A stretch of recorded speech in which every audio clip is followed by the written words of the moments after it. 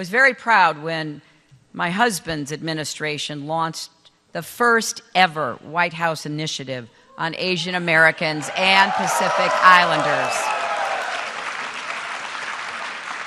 And I know there are some people here, very young people then, who actually worked in the White House, worked in the Clinton administration, helped to put that initiative into place.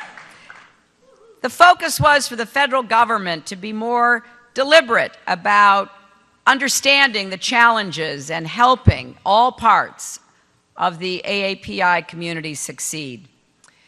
And when I was Secretary of State for President Obama, and we launched the Pivot to Asia, we were sending a very strong message that we wanted to rebuild ties with our allies and reassert the United States as a Pacific power.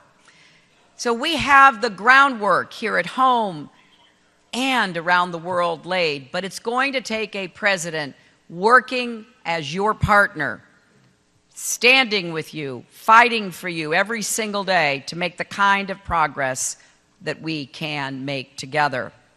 Now, I think of this story through the lives of so many people whom I've gotten to know over a lot of decades.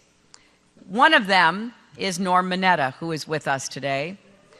Now, some of you know Norm as a dedicated public servant, an elected official, a cabinet secretary in both a Democratic and Republican administration. But he also reminds us of an important lesson about our nation and what it takes to make it work for everyone. You see, when Norm was a child during World War II, he and his family were forcibly removed from their home and put into an internment camp. He was 10 years old, and he was a huge baseball fan. As he stood with his parents waiting for the train to take them away, a military police officer confiscated his possessions, including his most prized possession, his favorite baseball bat. That wasn't in some far-away country. That was here in the United States. Yet despite his own personal experience, Norm never stopped believing in the promise of America.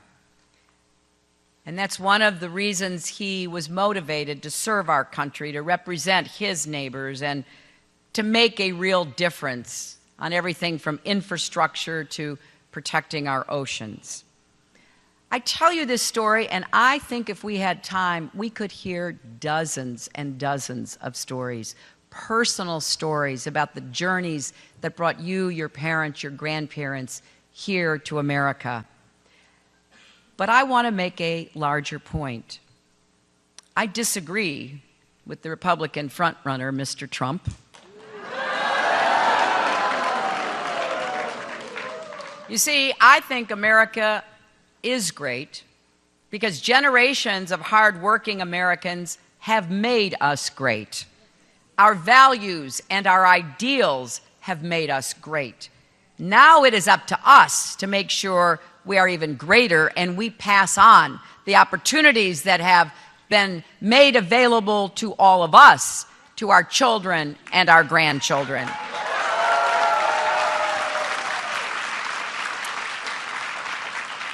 This is a lesson we would never dare to forget. We are a country built by the hard work of generations of immigrants, and we are stronger because of our diversity and our openness.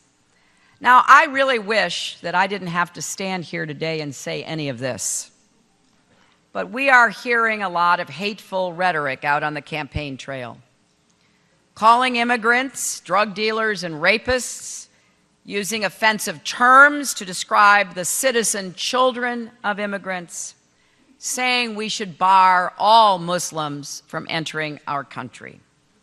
Republican candidates have said they would turn away widows and orphans and apply a religious test to people seeking asylum as refugees. They forget a fundamental lesson about our great country, Being an open and tolerant society does not make us vulnerable. It's at the core of our strength, of who we are as Americans. Angela Merkel. Why? Because she allowed millions of people to come into Germany. And Germany is now in deep, deep trouble. You look at what's going on in Germany. They have got problems like you wouldn't believe.